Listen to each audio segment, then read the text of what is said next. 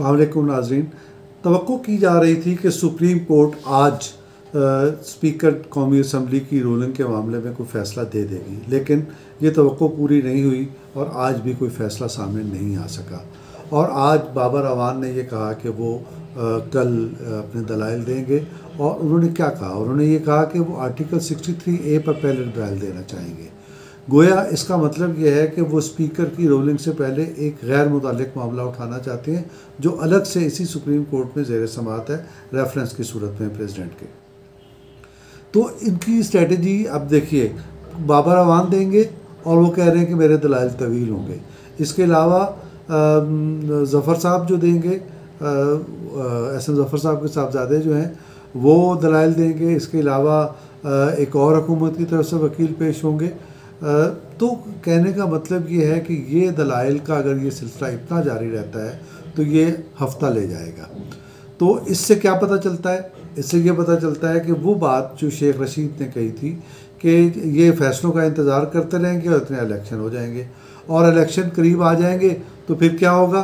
फिर इम्कानी तौर पर जो शेख रशीद जो तासुर देना चाह रहे थे, इम्कानी तौर पर यह कि सुप्रीम कोर्ट भी कहेगी कि अब तो इलेक्शन आ गए, कौम इलेक्शन के लिए तैयार है, लिहाजा चलिए इलेक्शन की तरफ। इसी तरह आज सुप्रीम कोर्ट की समाअत में पंजाब असम्बली का भी मामला ज़ेर बहस आया, और उस मौके पर जो एडवोकेट जनरल पंजाब हैं उन्होंने ये कहा कि 6 अप्रैल को वो ज़मानत देते हैं कि 6 अप्रैल को कायदे ऐवान की वोटिंग और पोलिंग हो जाएगी। लेकिन अभी ये समाअत जारी थी कि डिप्टी स्पीकर पंजाब असम्बली ने ये जो कायदे ऐवान के इंतखाब के लिए जो पोलिंग रायशुमारी है वो 16 अप्रैल तक मुलतवी कर दी। क्यों कर दी?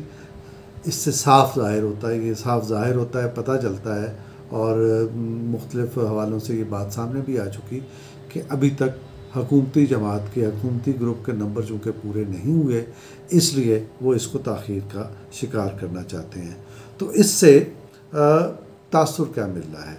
इससे दूसरा तासुर ये मिल रहा है कि बेसिकली इस वक्त जो हुक्मरान, इसको हुकूमत भी नहीं कह सकते, हुक्मरान भी नहीं कह सकते, क्योंकि ये सारा अमल मशकूक है।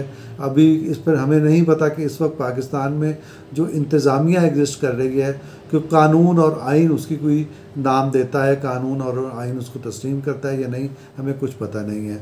तो इस वक्त एक पूरे खला की कैफियत है, और इस खला को किसी आइन, कानून, अदालत की परवाह नहीं है। अदालत अगर ये कहे कि आप 6 को पोलिंग करा दें तो वो 6 की पोलिंग जो है 16 को हो जाती है।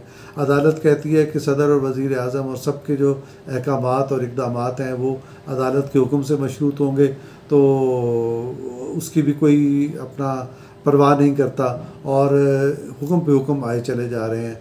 जैसे एक दावा किया गया कि ख़त लिख दिया गया है मियाँ शहबाज शरीफ को, जो माजी में कायदे इस पर इख्तलाफ थे कि आप बताएं कि हमें किसको अबूरी वज़ीर आज़म और निगरान वज़ीर आज़म बनाएं। तो बेसिकली अदालत के अहकामात के भी धज्जियाँ उड़ाई जा रही हैं, आइन की पहले धज्जियाँ उड़ाई जा चुकी हैं। तो असल में ये एक ऐसी सिचुएशन पैदा हो गई है जिसको अनार्की कहते हैं, जिसके नतीजे में मुआशरा जो है वो जंगो जदल का शिकार हो जाता है, अब सुकून बर्बाद हो जाता है उसका। तो उससे एक तो ये सूरत हाल पैदा हो गई, और इस सूरत हाल का चूँकि कोई नोटिस नहीं ले रहा, ना अदलिया नोटिस ले रही है, ना कोई और इदारा नोटिस ले रहा है, कोई नोटिस नहीं ले रहा, तो उससे अवाम में ये तासुर पैदा हो रहा है। और इसको सोशल मीडिया की जो माइन्यूटली इसको मॉनिटर करते हैं, वो इसको देखते हैं कि वो अवाम इस नतीजे पे पहुंच रहे हैं कि बेसिकली ये सब मिली भगत से हो रहा है। हम नहीं कह रहे कि ये मिली भगत से हो रहा होगा, लेकिन अवामी तासुर को आप कैसे रोक सकते हैं कि अगर अवाम ये समझते हैं कि ये सब मिली भगत से हो रहा है तो ये अच्छा नहीं है, इससे ख़राबी पैदा होगी और नुकसान पैदा होगा। दूसरी बात क्या है? दूसरी बात, इस वक्त सुप्रीम कोर्ट में हम ये तय्यम करने जा रहे हैं कि जो डिप्टी स्पीकर है कासिम सूरी, उसकी जो रूलिंग थी जिसके तहत उसने जो तहरीक अदम एतमाद को कलअदम करार दिया, वो आईनी है या नहीं, उसको ये रूलिंग जारी करने का इख्तियार था या नहीं, ये हो रहा है।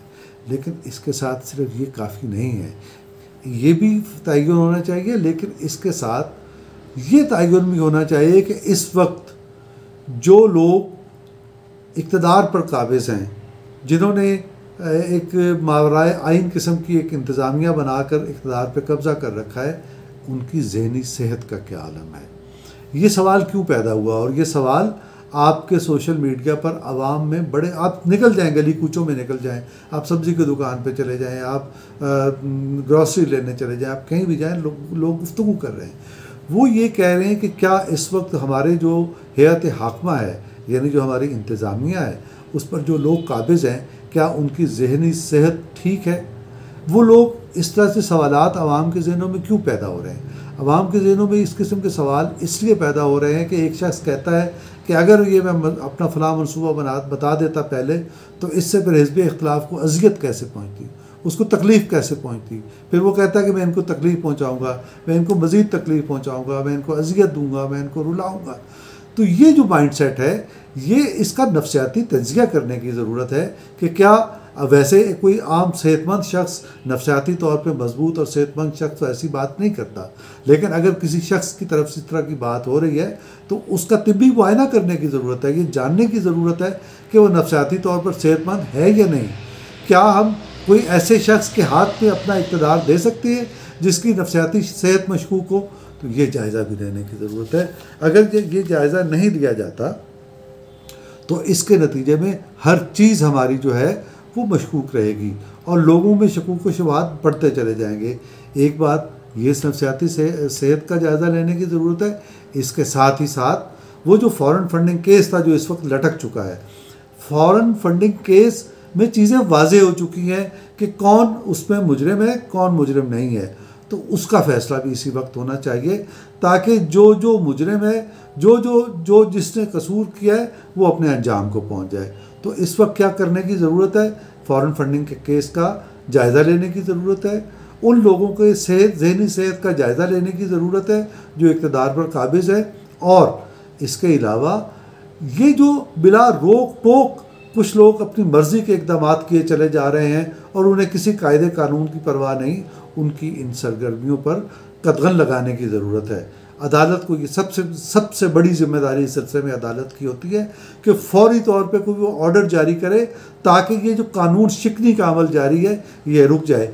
अगर ये नहीं रुकेगा तो इस बात की ज़मानत नहीं दी जा सकती कि पाकिस्तान के अवाम किसी वक्त भी एहतजाज करने के लिए सड़कों पर निकल आए। खुदा हाफ़िज़।